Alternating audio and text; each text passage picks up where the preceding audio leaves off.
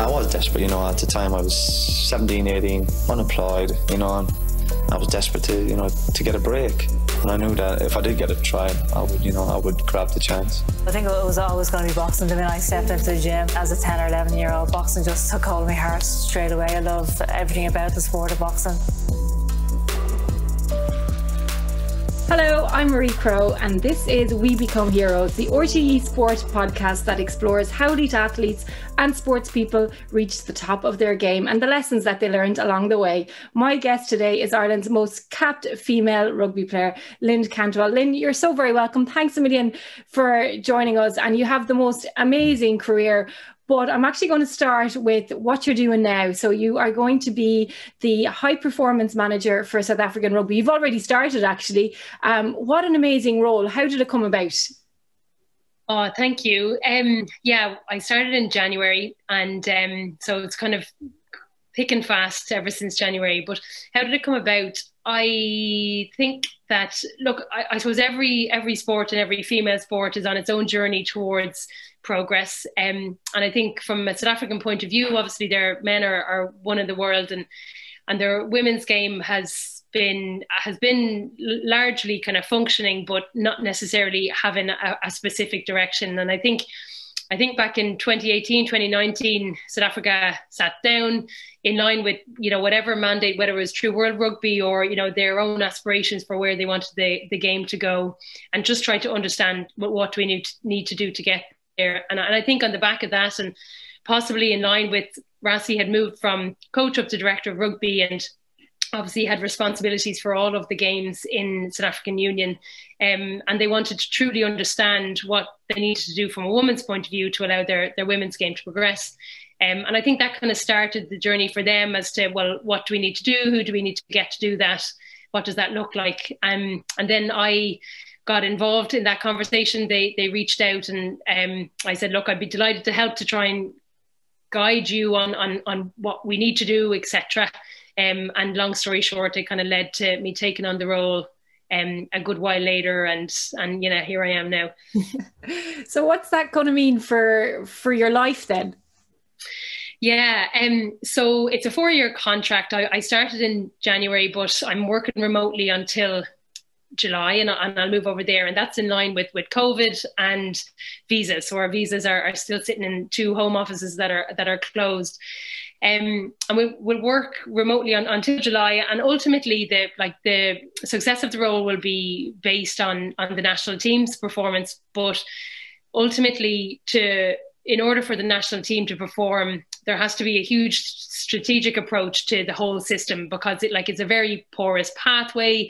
In general, like lots of sports and lots of countries, where they're at in their gender equality journey is at different stages. So I think we have to look at the whole system and the whole environment, and to try and include women in rugby. So that's not just players, that's coaches and referees and board members and media, etc.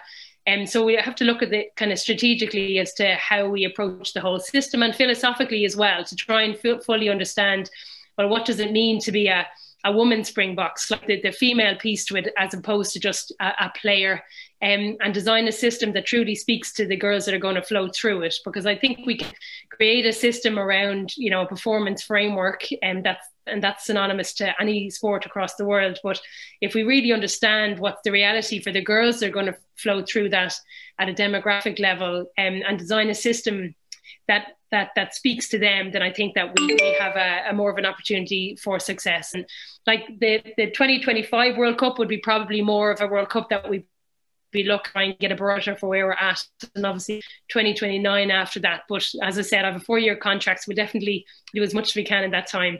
Where do you think we're at just with women's rugby and development and the future?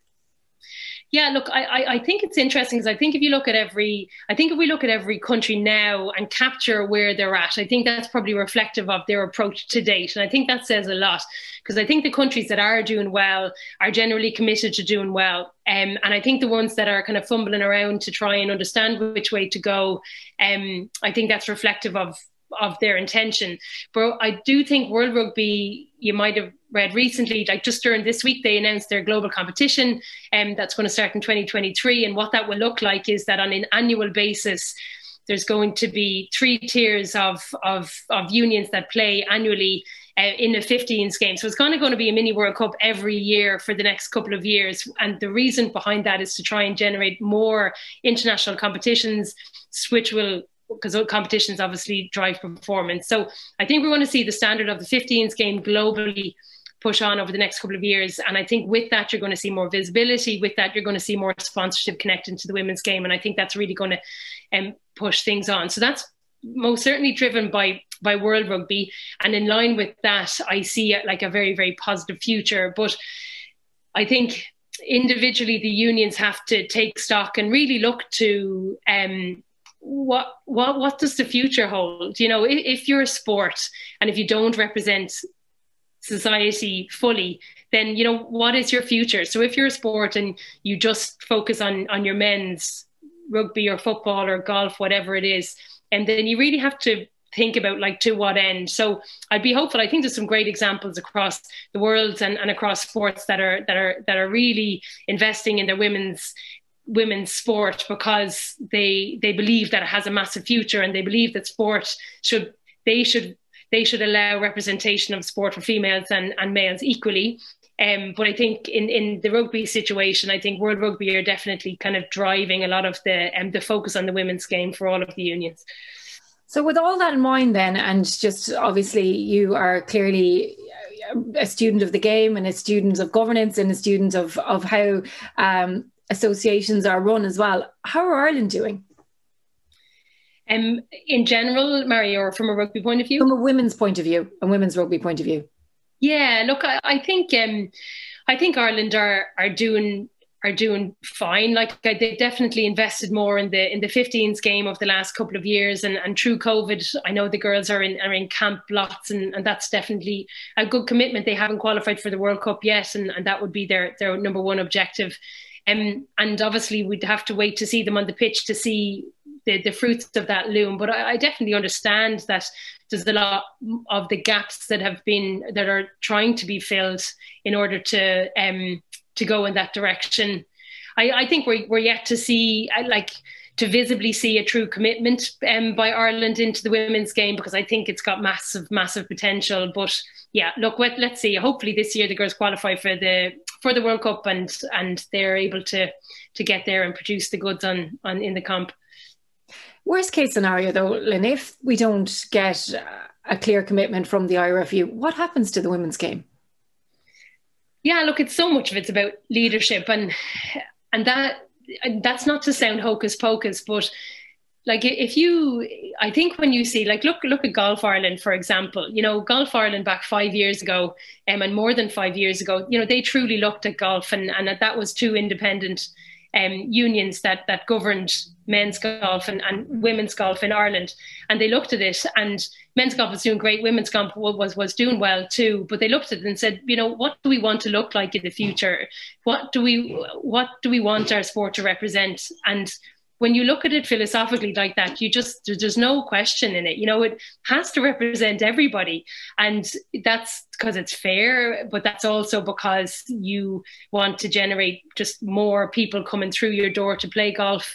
You want more sponsorship to come through to represent both everybody in that sport, etc. And I think that's a really good example. So I think from a leadership point of view, if you don't get that and understand that vision, then I think everything that happens, some of it might do well, but otherwise I think lots of it that happen, that lots underneath that happens is always going to be a little bit clunky and never really true and inclusive. And I can't imagine that being massively successful. So I see a performance argument for it. I see a business argument for it, but I see just a massive ethical argument for it too. So I'd be hopeful most people see that too.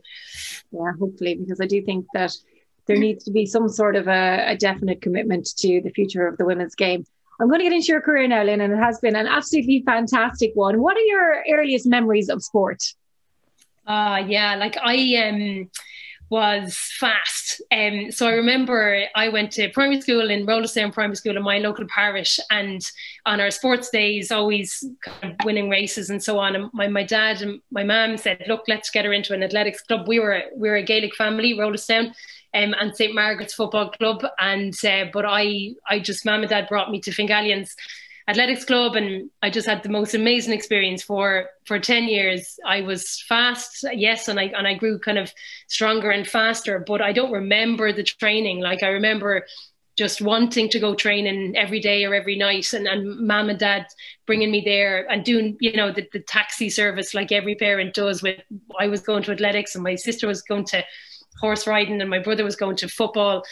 And just, we had amazing volunteer coaches in Fingallions, and exposure to so many different types of people. You know, you had your long distance and your sprinters. We had Olympians, we had Paralympians. Catherine Walsh at the time, Paralympian, and she was in our club. And I think for 10 years I'd had just a great experience of sport and environment that made me want to be there. Whilst I was still there, I was getting faster and stronger.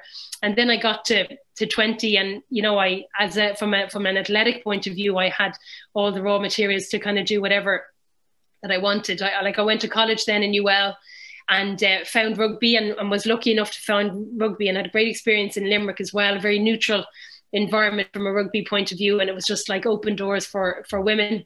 And I took to rugby there, and because I was fast and the game was quite at a low base, it just I just got spotted by the Irish coach kind of fairly early on, and then the rest is history. It sounds like you grew as the game grew as well, which was great. So what about when you were looking up to people like your sporting heroes? Who were they? Yeah, Mary Robinson was a sporting hero, but like Sonia Sullivan and Mary Robinson were my two that I remember when I was a teenager. Like Sonia, for obvious reasons, she's just the beacon of high performance, isn't she? And like, little did we know, and it's only now when we're a little bit older, obviously not too much older, now we realise the importance of visibility, whereas, you know, Sonia was flying that flag when we were teenagers. And then Mary Robinson, like, I just always reflect now on, like, she was our president when we were teenagers. How amazing, you know? So she was like a big role model for me when I was growing up as well, and something I reflect on fondly. I actually met her once, and I was kind of fumbling around in my mouth as to try and say, oh, Mary, you're just amazing. But yeah, she was a fantastic role model from a leadership point of view. Yeah, she really was. You're right, though. It's only when we look back and realise that, geez, we were so lucky to have them. Like, you know, we didn't even realise that they were our role models because they were just there. So yeah, we're lucky to have some people anyway. So what about your talent, right? So you're obviously really good at athletics, you're really good at Gaelic football, but when did you realise, okay, I'm actually all right at sport, I'm a little bit maybe better than the people around me? Yeah, that's an interesting question. I think like, I'm quite an intuitive person, and I think I understand that now as an adult. And when I look back to as a kid, I was always liked fun. You know, I looked for fun. I was happy when I was having fun, you know, so I kind of fed off that, and the things that generated fun for me I liked and I stayed in, and athletics was one of them. I think I was always, yes, like physically fast, and played with the boys and played football and all of that stuff, and I think because of that probably generated enjoyment in what I was doing, and because of that, it allowed me stay in it. So I think yeah, that was probably something that like I reflect on back to when I was a kid, and like, what were the raw materials behind what has allowed me to kind of be where I am today, to be honest. It's interesting because a lot of the male athletes, or even actually from some females from other sports, when I ask them what other sports do they enjoy or play, like, some of them would just do the sport that they've done always. But with rugby players, because a lot came, female rugby players, a lot came to the game a bit later in life. You had your Gaelic football and you had your athletics. So there was loads of other sports that you enjoyed before you even found rugby. Yeah, well, that's it. And you hear a lot of females saying that, I think, and it's probably reflective of the pathways that are there. I think we take for granted that the pathways that are there for male sports are very established. There's an under 8s teams and a 9s teams and a 10s team and an 11s team. There's a coach to coach all of those teams, and there's a competition for all of those age grades, etc. And I think it's important to recognise that those pathways are not always there for females. And yes, they're emerging. But I think we have to make sure we realise that if the stage for the female sports is coming from is lower, and as a result, we have a responsibility to invest in that pathway in order for, it's not just that there's not enough girls to play the elite sport, is that there's a lot of stuff that gets in the way of them flowing through that system and to play that elite sport. So I think that's an important one to reflect on too. Yeah, and like when we hear of girls playing with boys' teams, we kind of nearly automatically make the assumption it's because they're really good, but the reality is probably because there just wasn't a team for them. Yeah, that's it. And I think it's great for girls to play with boys. And I think if the principles by which you operate your sport are based on developmental principles, I think that's fine. We know that girls can play with boys completely until physically, and in lots of sports, the physical piece doesn't even come into it physically until 12, 13, and after that stage, developmentally, girls and boys are going to start separating. So I think I do question when some things happen in males and female sports that is unfair, that are not in line with developmental reasons. We definitely shouldn't be separating girls or not giving girls as much opportunities as boys in amateur sports if there's not physical reasons to separate that. So I think there's lots of insights we probably still need to understand more about the differences between girls and boys sports, and then truly look at our systems and saying, are we completely equal in how we're providing our sport to Ireland and to the world? Because I think if we looked at it from that lens, we'd probably see lots of inequalities. So when you found rugby, or rugby found you, and you were developing as a rugby player, what areas of the game did you need to work on the most? Yeah, as I said, I came into rugby as a fast athlete, and that was my asset. I went on the wing, and at the stage the game was at, the ball never ever came out to the wing. So I think there was probably just that reason that I moved into the centre. So I moved into 13 and genuinely to try and get the ball more. But again, relative to the age of the game and probably me developing as a person, and pulling on that intuitive link, I think what I found that was happening was, as a centre, I started to really focus in on my understanding of the game at a tactical level.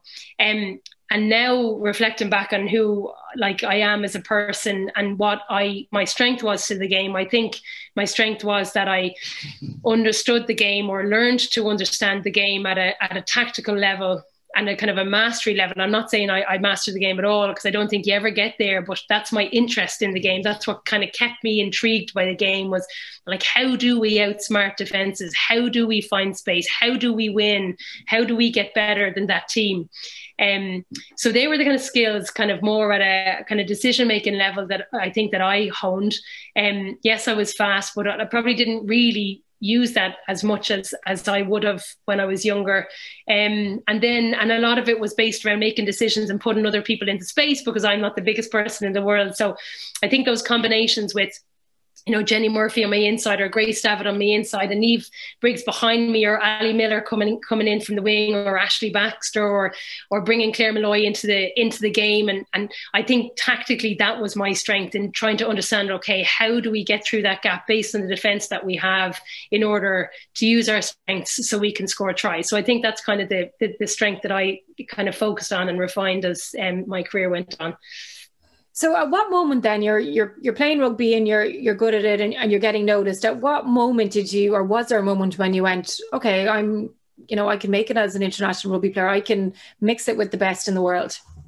Yeah, and this is bonkers. Cause if you ask Fee Coughlin, Fee Coughlin will know, the plan and what we needed to do. And, I was definitely the one thinking, really interested in how do we do that? And, how are the girls around us? And how can you be as good as you possibly can be as a person and a player, so that we can be together, so that was kind of my mind.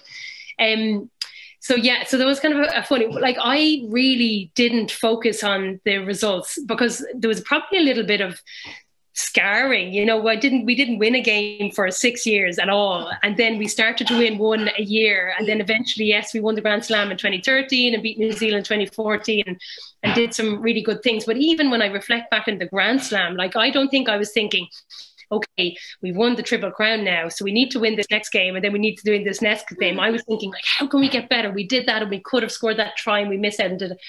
And even for the 2014, like, did we all really know how we were navigating that World Cup? I don't think we did, you know, because we were probably used to trying to just perform to get the result, as opposed to the England mentality who are used to winning and take it for granted. So probably, I think for me, and again, looking at me as a person, I think that's a coping strategy too. I probably reflected back when I was early in my career, I probably would have got quite nervous when I played.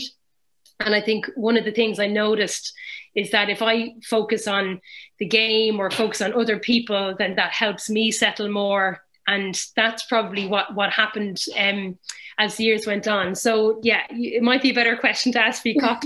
How do you plan your success? But that was my approach. So even like when I remember reading about your debut and you were absolutely hammered. And as you said, you didn't win a game for 6 years, but you keep playing all the time. Yeah.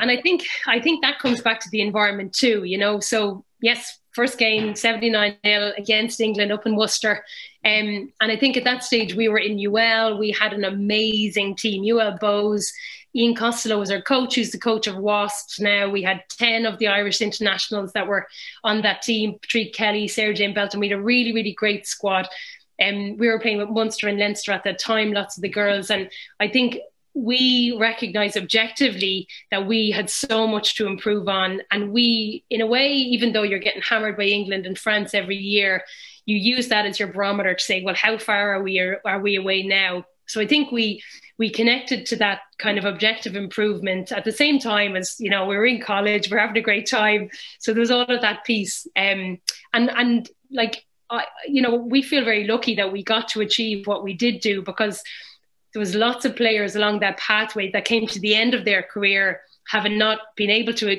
achieve that success, that were still, you know, carrying the same burden that we did, but we just managed to get the wins and experience the success. So I think there's a piece of that. There's probably a little bit of luck of age, that we were energetic and you could endure it. But yeah, and then hopefully, you know, you get to the end of that 6 years and you started to see some glimmers of success, which kind of keeps you going to the end. And we know as well that, look, when you're a female or when you're a woman and you're representing your country, and I think probably back when you were as well, it was maybe different to what it is now, but, you know, a lot of it's nearly costing you to do it. And, you know, you don't have the same resources, you don't have the same structures in place, you don't have the same supports. Like, was that something that was playing on your mind? Like, you're going in to fight for a Grand Slam and you know that there is just inequality everywhere. Yeah, it is. And look, I think if I knew now if I knew then what I know now, I think it would have been very difficult. You know, the reality of the size of the gear that we were wearing and where we had to stay before training sessions, some of the logistic routes that we traveled to get to places were just kind of off the charts. And I think was a cargo train, wasn't there? Yeah. So that was the famous overnight, the 24-hour overnight train or 12-hour overnight train to Pau. We arrived into Pau 7:00 in the morning before a game, having been on a train overnight, and having travelled to Paris the night before for a game in itself was just bonkers to think that we had to do that. Even before that, you know, we would have travelled to European competitions in France through Brussels to get trains down and things like that. You know, it's funny at the time when you're just a kid, but you reflect back on it now and you just think, wow, that was just kind of true inequality, you know? Because there was one video I remember seeing of you, and it was after you'd won the Grand Slam, and it was a homecoming video and interview, and you were going to go home to London to work, and you decided to fly to Dublin for the homecoming, and you'd paid for it yourself. You know what I mean? It was, and watching it now, it's really hard to reconcile how somebody who had achieved an amazing thing for their country had to put their hands in their pockets to get to their own homecoming. Yeah, I remember that because we had a great night out. Don't get me wrong, that after in Parabiagio that night with all your tea crew as well, by the way. But I remember like at about 3 o'clock in the morning going, God, I have to get up in 2 hours now because I've got to go to work. And I was a physio at the time. So I knew I had a list of patients. So I got up at 5 o'clock the next morning, and the girls obviously were going to be flying home that day. And I got to the airport and I was like, oh God, geez, it'd be lovely, wouldn't it, to be there, to be with the girls. So I flew back to London. I was texting my boss on the way and I was like, can I cancel my day? I was waiting for her to get back to me, and she was mad at me that I had to cancel the day, but she didn't understand. And in the meantime, I took a punt and I booked a flight and it all worked out. So I got to the airport, I think about 11 a.m. in Dublin, having flown to London. And then the girls just came in about 11:30 and we got to be there in the airport together. So it was lovely. So it is bonkers. It is silly, absolutely silly. I suppose at that stage, nobody really understood a homecoming. Nobody understood the impact of it. Nobody had ever taken a photo before. We'd never seen a photographer at our games or anything. We didn't know the impact that it could have on young girls. So, and when I reflect back to when we came to Dublin Airport that time and all the kids that were there, like, the impact that's going to have on them, seeing girls winning the Grand Slam, coming into Dublin Airport. Like I know one little girl that was there and what she's doing now and playing football and everything. And she's fearless knowing that it's possible. So, I don't think we knew the impact that a homecoming or the visibility impact of it. Whereas if we did, then, hopefully people would have thought ahead to say it's important that these girls get a homecoming because of what they've achieved, etc. But so, lots of learnings. And I think the hockey team of now, etc., will have learned lots from that. Irish sport will have learned lots from that. Yeah, that's for sure. But at the same time, it's not a professional game in Ireland. It's not, they're not a professional team. So it's always going to be difficult to probably appreciate really what you're doing when you're doing so many other things outside it as well and trying to keep all the balls in the air, because that's what these women are doing. Yeah, that's true. And there's a piece around, I enjoyed being an amateur athlete because, you did keep your feet on the ground as a person. And as a result of that, but I think what we're driving for is professionalism. But what I would hope that professional female athletes and male athletes still stay grounded in what they represent. I think what the fear is with athletes getting something too quick is that they don't appreciate the bigger responsibility that they have to keep the sport alive and to leave the sport in a better place that they arrived into it. So I think from that point of view, what we achieved as female, as amateur athletes was great. We really knew the impact they were having. And I think role models now, they take that responsibility on and they realize the importance that they have from a visibility point of view more so. Yeah, and I think probably now more than ever when we do need role models as well, there are a lot of them who are juggling the frontline work and the elite sport as well, which is pretty impressive. So a lot of people as well, Lynne, when you think of sport and careers and long careers, have setbacks that they have to overcome. Did you have to overcome any in your career? Yeah, I was talking to somebody about this the other day, actually. I think one of my strengths was that physically I was very strong and I based that on my athletics background. And I think that allowed me to never miss a game. Like I never missed a game. So I think that was one thing. So from that point of view, I actually respect so much the girls that have to come back or the athletes that have to come back from injuries because that's impossible. And I actually never had to endure that. I had got a funny story, a little one, but nothing compared to an ACL or a neck injury or a surgery for people that have to come back. But I broke my back before the Rugby World Cup. So 2014, myself and Claire Malloy were grappling. This was only about 2.5 months, well, even 2 months before the World Cup. And we fell and my back was sore and I was like, geez, my back's right there. But it turns out I fractured it. Like I had 2 little cracks in my back. And I remember, because I was a physio and I knew kind of, geez, this is bad. So I went for a CT scan and came back. And I knew that if it was chipped or something, that was gonzo. But there was just 2 little cracks. So I remember like telling Fee and telling Goose, and the medical team knew, etc. And we were just like, righto, like, let's just watch this and let's not tell anybody about it. Maybe it's going to be okay. And I knew it's not unstable. I wasn't worrying. If I could get through it from a pain point of view, I knew that this was going to be okay. And I knew I could endure the pain piece. And long story short, like after a couple of weeks, I started to move and it was okay. And then the World Cup was looming. It was about kind of 5 weeks, 4 weeks, 3 weeks, and it was getting closer and closer. And eventually it was good.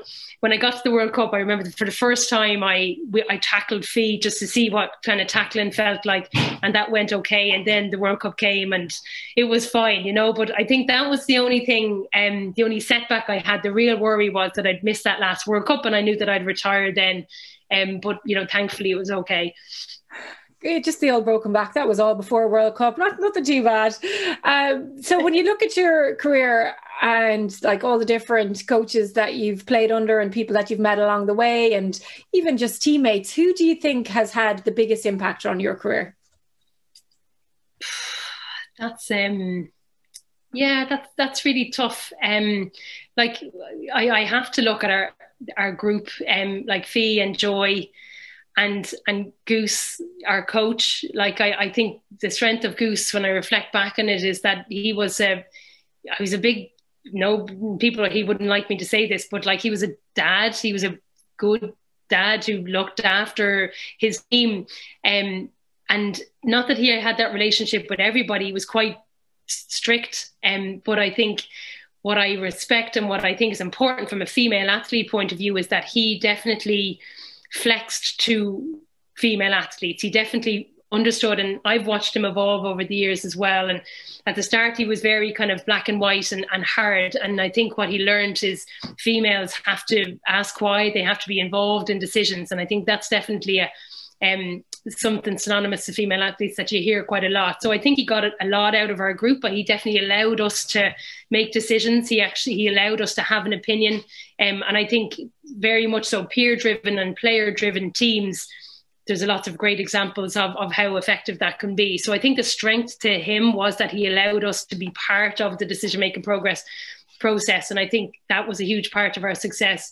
When I look at like Joy and Fee, I just, you know, I love them so much as people and as players. And I love just the crack that we had, to be honest. And, you know, were they role models? I think we needed each other for what we were trying to do. We supported each other in what we were trying to do. And we're three very, very different players, but that allowed us to be a spine of a team. And then lots of other younger players came through to kind of fill another 2 or 3 of that spine of that team. So I think they were kind of big influences in what I was doing. And as well, I have to look at management. You know, we never talk about the team behind the team. And Gemma Crowley, Psycho, Rachel Reid is her name. There's lots of really great people in the past that kind of held us all up and did a great job. And lots of people in the past that, as I said, didn't get the recognition that they deserved. They were doing the same stuff, but we just managed to get the wins behind our belts. So when you take into consideration all that you were working towards and wanting to achieve, and especially you, because you had such a holistic approach to what you were trying to do, Lynne, is there a performance that defines you and defines the team that you're a part of? Although I think I look back on the Grand Slam as our most successful moment because it's, you know, part of such a story, I think from a team point of view, our win against New Zealand was of most significance, I think, based on our team performance. And you asked about my performance. I think I gave everything in that game. I think I was really proud of the decisions that we made as a team and that I made defensively to stop things from happening and tries to go in. I know that I made lots of good tackles, and I know my body was broken after it for 3 days. I remember I had an ice bath. I had to say to Marion, our S&C coach, can I have an ice bath? 3 days later, which was the morning of our next game. You know, I was still recovering from that.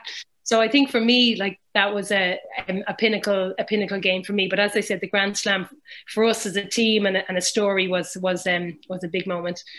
So was that your biggest success in that Grand Slam, or even just personally, Lynne? Like, what, when you look at everything that you have achieved in your life so far, in your sports career, what is your biggest success? Oh, wowza. Yeah. Like, I suppose, Mary, will talk about when my daughter arrived and my son arrived. You know, that's your biggest success as a mum. But yeah, look, they were two big moments. And I think for a couple, I think objectively, we never looked to the union for value, validation, or a pat on the back, because we never got it. But I think when you win a Grand Slam, you calibrate with men's sport, you know, because it's not, yeah, like that's a measure of success and quality, isn't it? And when you beat New Zealand, and we're the first Irish senior team to ever beat New Zealand, the under-20s had won as well. And after our win, the men obviously won, and we all experienced that and were part of that, which was wonderful too. So I think those, from a value point of view, are significant gains. But then there was probably another two games that I remember us as a team growing in, and one was in the 2010 World Cup against USA, and actually against USA as well in the build-up to the World Cup, where we as a team took a jump forward. But yeah, I think the wins and the significance of it in the eyes of the people that you're trying to influence were big moments. Lynne, you said there you didn't get the validation of the union. Does that hurt? Did that hurt at the time? Yeah, like it did. It did, in line with, it was just unfair and unjust. But when I look to what that's taught me as a person, and you know what that's taught the girls, and what that will lead on to, like I feel very strongly, and I believe wholeheartedly that Irish women's rugby will be successful in the future. And it's definitely had a huge effect on me and my growth and what I've learned as a person. So yeah, in the absence, or in the having experienced what we experienced, we'll gain more from it. But no, it's not fair.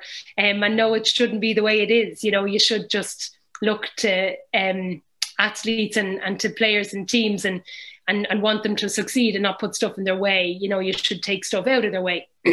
So yeah, but look, I think it's a reality for women's sport. You'd hope that it's not in the future, but just that's the era that we're living in. And, you know, I definitely want to try and right some of the wrongs in the time that I'm around for. I suppose, look, I could be completely wrong here, but like where we are now, it's really hard to see if anything has changed, if that validation is there with the union. And when I look at what you did and how the game has grown without that support, it's really frustrating, because imagine what it could be like with a little bit more of a push from the people that should be pushing it.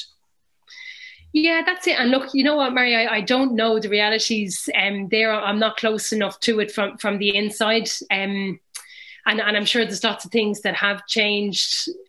But I suppose you just reflect on, if you're serious about something, you plan for it and you put the infrastructure in place for it, and at a board level and at leadership level, you reflect your intention throughout your whole org, don't you? So I think lots of sports have made ground in that space, and lots of sports, like as I said, the golf example is a brilliant example of that, and hockey, for example, too. And you'd hope that the sports that aren't looking in that direction will align soon, because, you know, I really think that the future of women's sport, of all sports, globally as well as from a national point of view in Ireland, have such a strong, bright future. And like if you're not on that boat, you'll be left behind, you know. And you know what? I think it's going to come to a stage where the associations and the unions that aren't on that page are going to have no choice, because it'll be where the good things are, and they'll want to be a part of it. So they'll have to make the right changes and go in the right direction. So Lynne, what do you think will be your legacy? Oh, geez. Look, I would hope my legacy, and again, just thinking as a person point of view, like all the stuff that I've learned throughout the years, I really hope that we can role model as women how we can lead by being ourselves. You know, I don't, over the years, you know, you tried to be this person or tried to be strong and hard, which, you know, wasn't intuitively who I am. And I'd hope that we see a future in rugby and in female leaderships whereby women are allowed to lead authentically in line with who they are, as opposed to what society thinks a leader should look like. You know, we've seen loads of eras of females arriving up to lead in a suit and, you know, being really kind of hard-nosed and stuff like that. But if that's how you lead, if you lead authentically, great. But if it's not, then be who you are. We've seen great examples of you, Jacinda Ardern, you know, all these wonderful examples through COVID where female leadership is... it just looks different and is effective and equally as effective and if not more. So I suppose that's my legacy as a person. I'd hope that comes across to people. And from a sports point of view, like, yeah, you know, what we've achieved from a rugby point of view. And I think definitely trying to get across that, you know, we're lifelong participants of sports. Yes, there's players, but then there's beyond, whether it's coach, referee, administrator, board level, whatever. And hopefully from my point of view, it's working professionally in sport in a leadership position too. And, you know, if I can influence and other people to be able to do that too, then, you know, I'd be delighted.